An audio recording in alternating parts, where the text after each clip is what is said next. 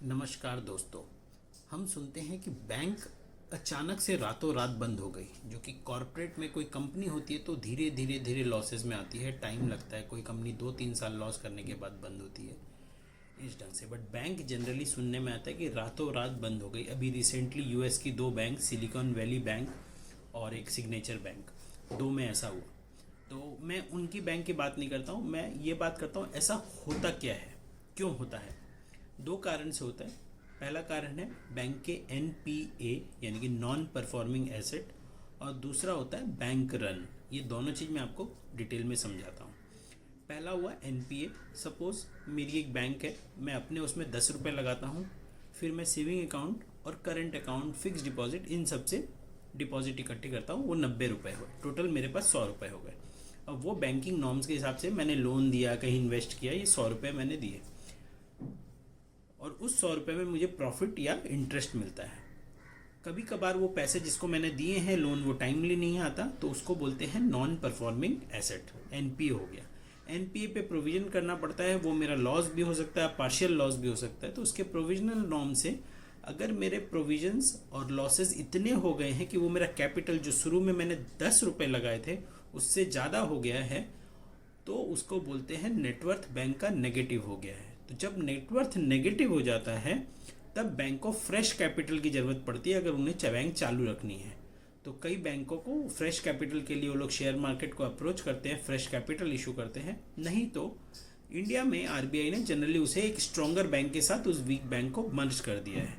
Example देखें तो ऐसा हुआ था ग्लोबल ट्रस्ट बैंक को, जिसके एनपीए इतने बढ़ गए थे, वो बहुत हाई रिस्क शेयर मार्केट में इन्वेस्ट कराते थे, उसके लिए लोन देते थे।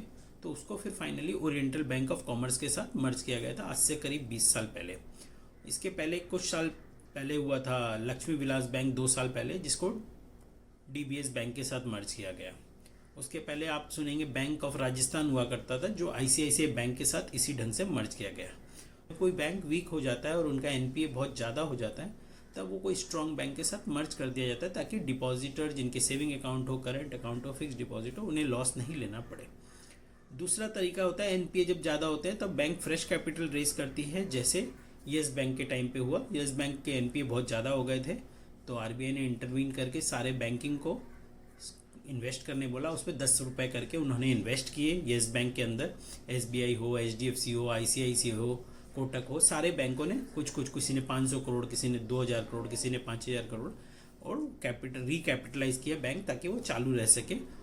क्यों? और ऐसा करना जरूरी इसलिए है कि बैंक अपने आप से फंक्शन नहीं करता, वो पूरे सिस्टम को कंट्रोल करता है। तो एक बड़ी बैंक फेल होने के कारण सिस्टमिक रिस्क आ जाता है, जिससे बहुत बड़ा फाइनेंशियल क्राइसिस हो सकता है। तो बैंक के सिचुएशन में ये करना गवर्निंग बॉडी जो आरबीआई है इंडिया में, उससे बहुत ज़रूरी हो जाता है। दूसरा केस जिसे हम बोलते हैं बैंक रन।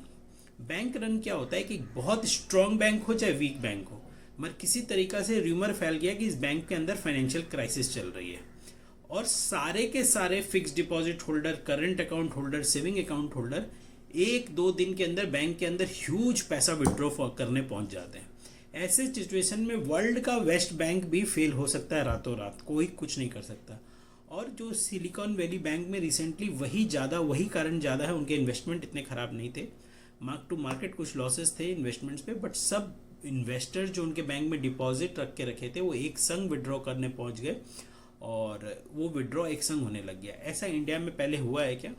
2003 में करीब अप्रैल के महीने में एक बार ऐसा ही र्यूमर आईसीआईसीआई बैंक के बारे में फैला था और गुजरात में कई जगहों पे लोग लाइन लगा के एटीएम में, ब्रांचेस में जा जाके कैश बहुत विड्रॉ किए थे।